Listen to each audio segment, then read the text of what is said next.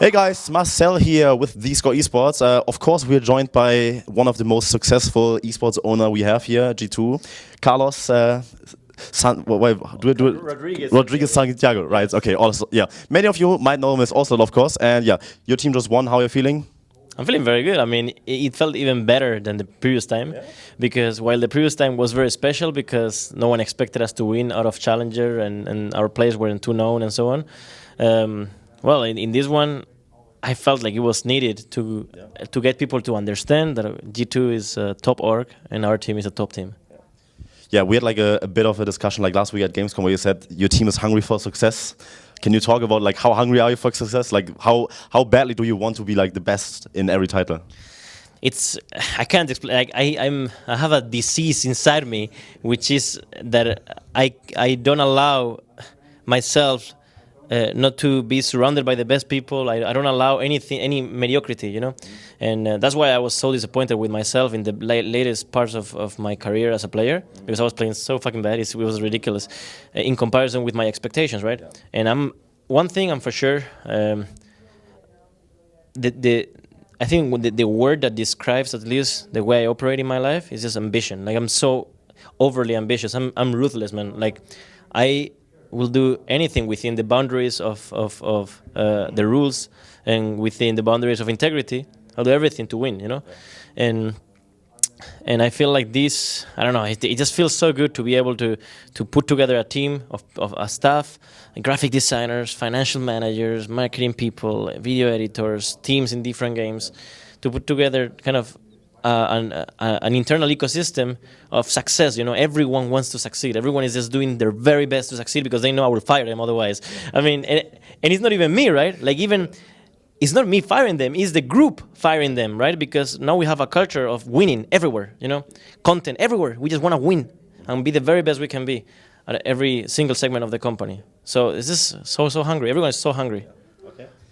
So, of course, you're not here to talk about the games because that's past your life. So we're here to talk to you as a businessman, right? So let's touch on the ecosystem right now. I think it's really important and cool to talk about people that actually have like a pretty good expertise in that area. So Riot is fighting currently like against some NA team owners, probably all, because all of them signed like a letter, as far as I know.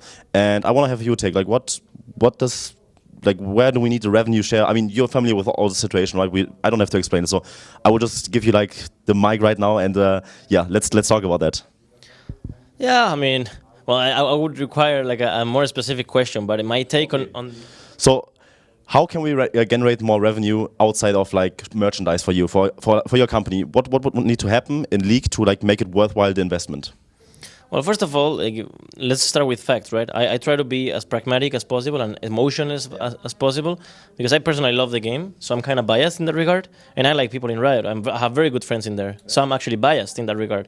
But being completely pragmatic and emotionless, just looking at the facts, it is true that League of Legends, while it is the game that I have in my heart, it is also one of the games that provides the worst return of investment, direct return of investment, just because of how the whole ecosystem works right now. So it is true that, for example, when you play games like Counter-Strike, when you have teams in Counter-Strike, for example, you have a lot of the return of investment from sticker money. If you qualify for majors and your team is kind of relevant, then you have a lot of revenue coming from there. Also, the direction that this whole thing is taking, the path that is taking, is that sooner than later we will have access to revenue share in the leagues we play at. And the good thing is that Valve or even the tournament organizers are very open to it. In fact, it's an open market, and being an open market, that's like the basis of capitalism, right? Capitalism, or a well-controlled capitalism, will always allow everyone or the whole ecosystem to become sustainable, right? And the thing here in League of Legends is that while Riot, Mark Merrill, everyone has their best intentions, seriously, their best intentions for League of Legends, the community and the teams, they don't quite understand the whole what's the next step to make the ecosystem sustainable. Yeah. And I feel like we need to be a little bit more empathetic with Riot. And I'm not saying to just let them do whatever they want, but I'm saying to give them kind of room, give them a window for them to maneuver, right? It's not like if you come in with demands, hey, we are rock stars, we want this and that, and it's not gonna work. Like that's not how you get shit done. The world works in a perfect give and take kind of scenarios, like capitalism kind of. So if you give this, you want to get back this or very close to this, right? And you can't just ask for stuff, right? You need to always give something as exchange. So instead of talking about, hey, we want this, why don't we talk about, hey, this current ecosystem is not sustainable. We suggest that this, or this could be done, and as exchange, we could commit to this, and this. And then it's a completely different conversation. It's a conversation of kind of unity and helping making the ecosystem move forward instead of just acting like rockstars. I'm not calling anyone out, but I'm just saying, that's probably the right move to make. So yeah, it's a very long answer, but TLDR is that every game is different and every game needs to be addressed differently. CSGO is not League of Legends, and as such, perhaps we need to look for different kind of opportunities within League of Legends. And it's on everyone's responsibility to address this as friendly as possible and to be open for change. Every party, like clubs, Riot Games, players as well. I mean, players are pretty well treated today, but you know what I mean. Yeah, of course.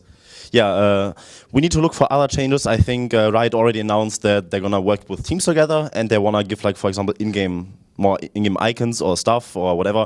Currently, we have the system where you can purchase like a G2 icon probably in a shop, and the 20% or something goes to the club directly, and 80% goes to Riot, right? Mm-hmm. So, do you think that we could like maybe do it through like in-game stuff, or because the broadcasting is like a very sensitive topic, right? Because Riot is not just gonna give you everything up, and because there's no third party involved. So, what do you think like could happen from your side? Maybe what would be cool to see to get like a bit more revenue?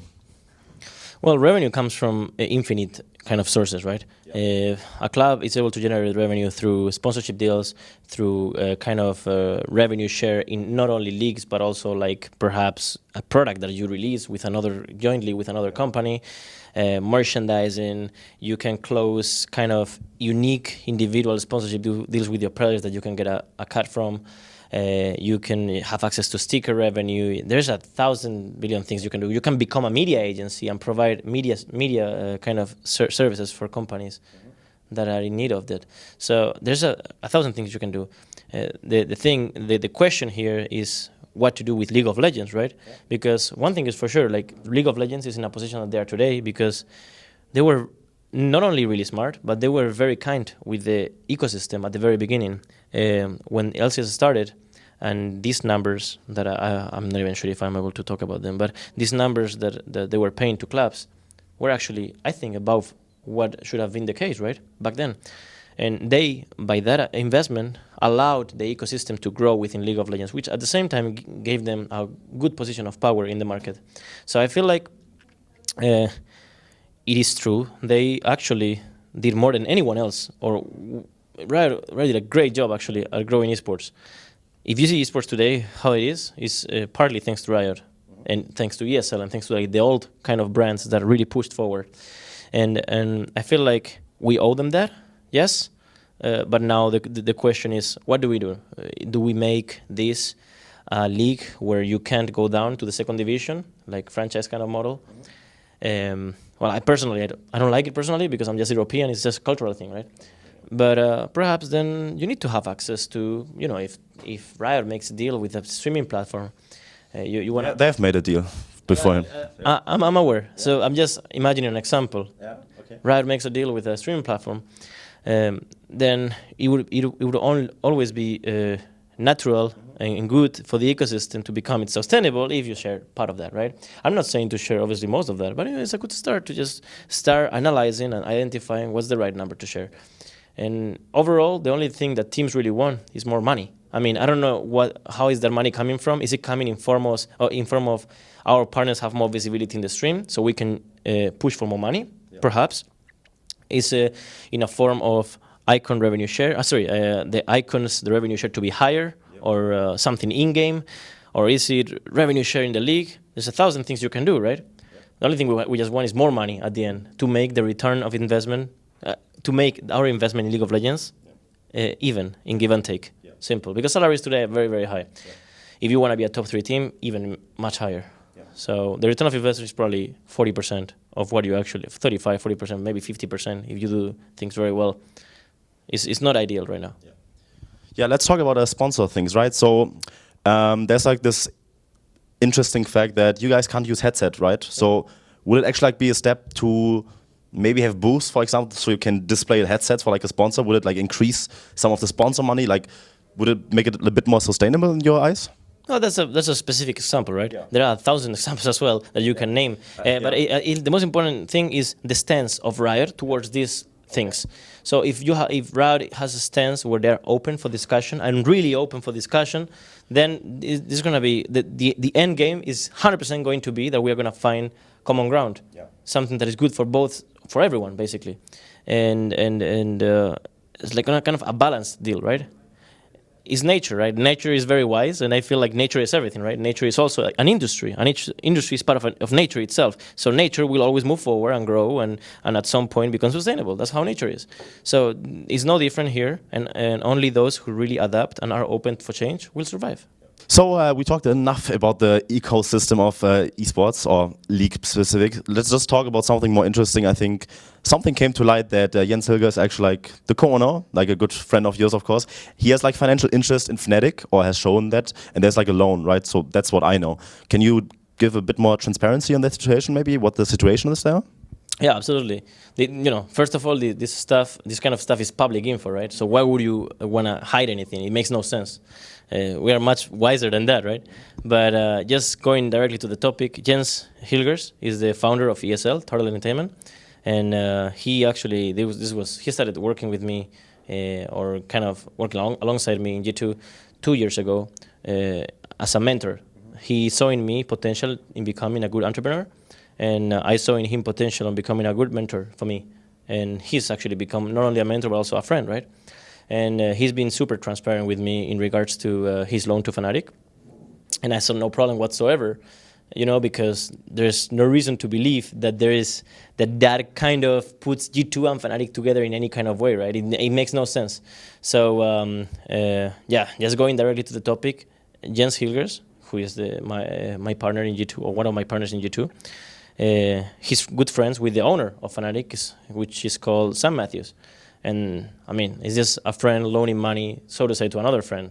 And I simply saw no conflict of interest there. And trying to look for a conflict of interest there is just looking for drama straight up, right? Because there is nothing wrong there. We are obviously, you have to see, when I sell players to Fnatic, I scratch, no, it's not a scratching. I take their balls and kind of twist them like this 10 times, Of course, because there's competitively, for me, this is a game, Esports for me is a game, and I want to wreck every one of my competitors, right? Why would I want to have ties with my direct and biggest competitor? Makes no sense, right? So anything aside, just a friendly and candid kind of loan is just looking for drama. And it wouldn't be smart to just try to read more into that.